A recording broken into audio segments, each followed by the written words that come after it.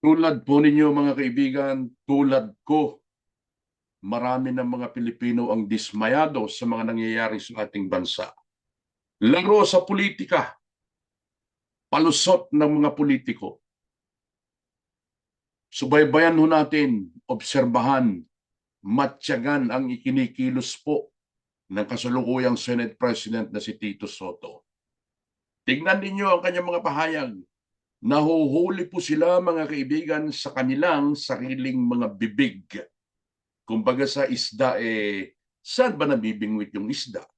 Sa kanilang bibig, di ba? Yung tinutumbok dapat ng mga isyong ito, yung pinagmulan ng mga isyong ito, o yung miyembro ng small committee na binanggit ni Congressman Toby Chanco, yung gumawa ng insertion doon sa 2025 budget na punong-puno, punong-puno ng korupsyon ang budget, mga kaibigan, inilipat yung ibang pondo doon sa kanilang proyektong akap, mga kaibigan, no?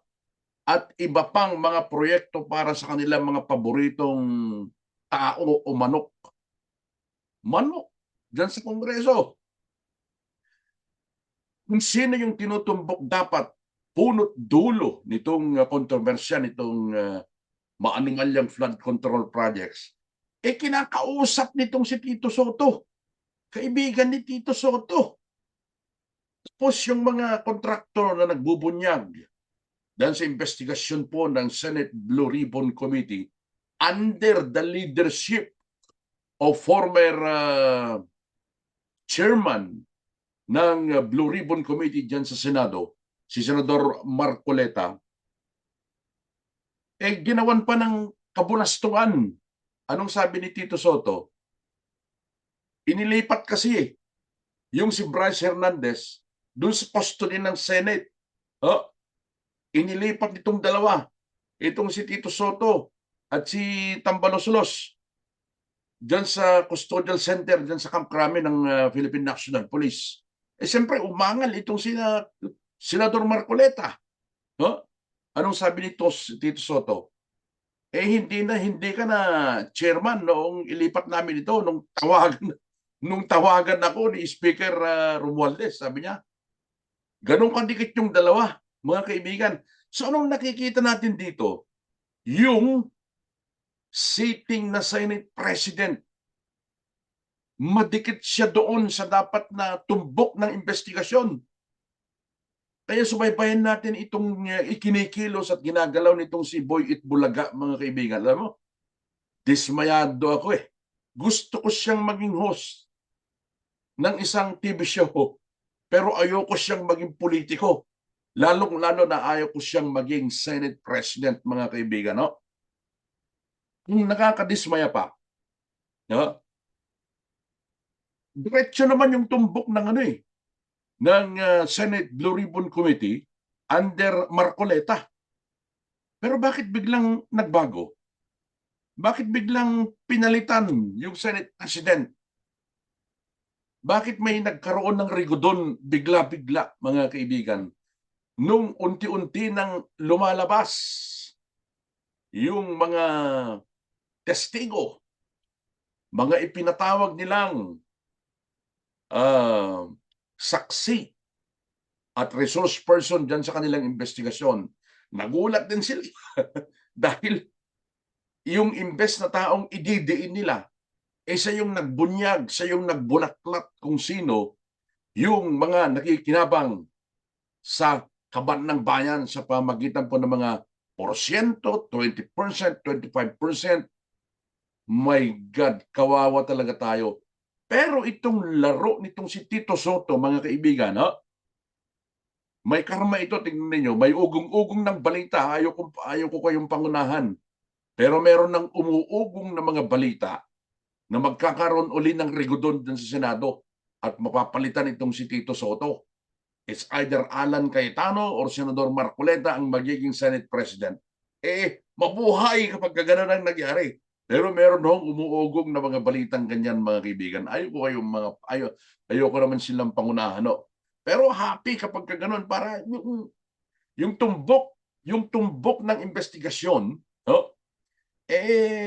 Tutumbukin talaga kung sino nagkasala, kung sino yung ulo ng mga buwaya, kung sino yung ulo ng mga anay na unti-unti pong kumakain sa kaban ng bayan ng Pilipinas na dapat ay pinakikinabangan ng taong bayan. Paano ba? Paano ba dapat pakinabangan ng kaban ng bayan? Kung maganda ang patakaran ng gobyerno at walang mga magnanakaw dyan, yung mga inuutang ng pamahalaan, ipantayo ng mga proyekto. Oh, proyekto na pakikinabangan ng tao. Pakikinabangan na mayroong mas magandang transportasyon dapat sa Pilipinas. Siyempre kapag nagtatayo ka ng mga proyekto, siyempre yung tao magtatrabaho. Ibig sabihin, magbibigay yan ng hanap buhay sa bawat isa. Siyempre yung sasahurin ng mga taong nagtatrabaho sa mga proyektong yan, meron silang ipambibili ng pagkain na ilalatag sa kanilang hapagkainan. Kung walang trabaho, walang proyekto, walang trabaho yung tao, gutom yung tao na sila mapupunan ng kanilang pera. Ganyan ang nangyayari sa Pilipinas. Gusto niyo bang mangyari yung nangyayari ngayon sa Nepal? Sa Indonesia? Nakita niyo yung mga video sa Nepal? Yung kanilang finance minister, ayun, hinubuan, pinaglakad doon sa may ilog, pinagsisipa. Ganyan yung video yun. Ganyan ang gusto mangyari siguro ng mga politiko diyan sa ating bansang Pilipinas kapag tuluyan at sagad-sagaran na ang pagngingit-ngit mga kaibigan ng taong bayan. Matindi ho, di ba? Ito yung sinasabi ko sa inyo, pagmasdan ninyo ang kinikilos itong si Tito Bulaga Soto. Ay naku po, galit na galit ako mga kaibigan dahil naku, ginawang untouchable yung dapat sana na tinutumbo ng investigasyon ng Senate Blue Ribbon Committee under Senador Marcoleta. Roon bigla ng rigodon. At yung tinutumbok ng investigasyon, kinakausap ni Soti. Naging dikit sila. Oh my God, anong nangyayari? Paano pagkakatiwalaan yung kasalukuyang Senate President? My God. Wag naman, wag naman. Sana nga matuloy yung ugong-ugong na magkakaroon uli ng balasahan o kay Rigodon dyan sa Senado. Ay nako, kaugnay nito mga kaibigan. Yun po namang grupong hakbang ng maisog. Ayan na. Ayan na. Nagsisimula na. Ay nag-organize po sila ng peaceful naman to, peaceful rally.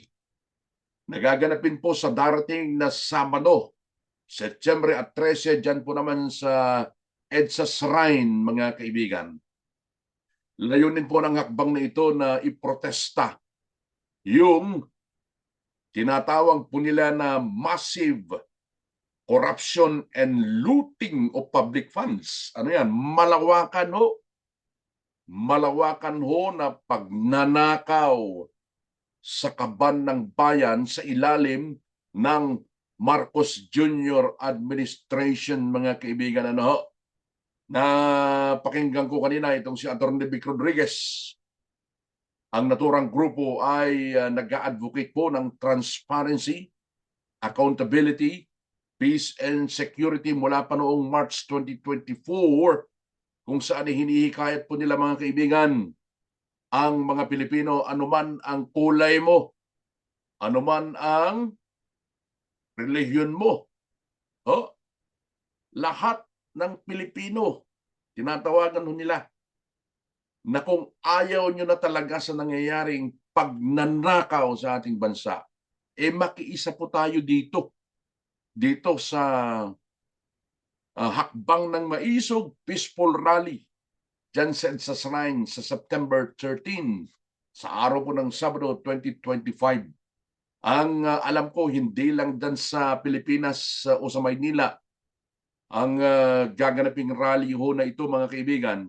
Siyempre simultaneous sa iba't ibang panig po ng bansa at maging sa iba't ibang panig po ng mundo.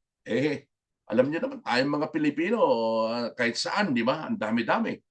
Ako po, andito ako ngayon sa UK, dito sa London. Meron din akong kaibigan na nandun sa Washington DC, grupo ng mga tao rin na gustong mag-rally doon, nakikiisa dito. Ah, ano bang gusto natin? Siyempre, malinis na gobyerno, di ba? Saan natin ibubulalas yung ating sama ng loob, mga kaibigan? Papapasukin kaya tayo dun sa Kongreso? Papapasukin ba tayo sa Malacanang at sabihan sila na ikaw, magnanakaw ka, ikaw, hindi mo ginagawa ang trabaho mo, bumaba ka dyan. Hindi ho eh. Hindi sila papayag na papasukin tayo. Kaya ang pinakamainam na gawin para mas malakas yung puwersa at nagkakaisa mga kaibigan, makiisa tayo dito.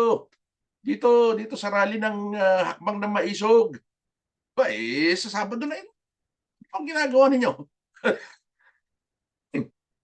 At wala naman dyan sa Manila. Wala dyan sa Davao o wala sa mga panig po ng Pilipinas at nasa abroad. Sigurado ako na meron ding mga grupo ng mga Pinoy dyan na makikiisa simultaneously dyan sa hakbang po ng maisog na ito, mga kaibigan. No?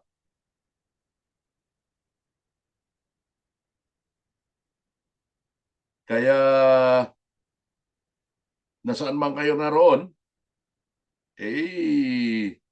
makiisa tayo sa panawagan na ito. Oh, itong grupo na ito, siyempre, alam naman natin, ay binuo ito ng dating Pangulong Rodrigo Duterte na nariyan po ngayon sa may ICC Detention Center sa The Hague, Netherlands. Unfortunately ho, mga kaibigan, yung kanyang hearing sa darating po dapat na 23 ng kasalukuyang buwan inapospon dahil nga po sa kanyang kalagayang pangkalusugan ayon dun sa kanyang abogado. Pero umaasa ho tayo na aayos at magiging stable ang lagay po ng dating Pangulo para naman makita niya kung gaano kadami ng mga Pilipino ang nakasuporta sa kanya, umaasang makakauwi siya ng Pilipinas. At siyempre, namimiss nila yung style ng kanyang leadership na yun ang kailangan natin sa panahon na ito. Hindi Pangulong lalamya-lamya, hindi Pangulong mahina, mga kaibigan. Ginagawang untouchable yung kanyang kamag-anak na siyang punot dulo, mga kaibigan, nitong flood control projects na ninakaw, dinivert ang pondo, mga kaibigan, nitong 2025 national budget. Kapag hindi tayo kumilos, magiging mas lalong kawawa tayong mga Pilipino at siyempre sa mga susunod na salinlay ng mga Pilipino. Sa mga hindi pa po nakakapag-subscribe sa ating pong palatuntunang Kape at Balita sa Radyo Pilipino UK, kahit isang subscription lamang po mga kaibigan, masaya tayo. Bye for now, folks. Have a good day.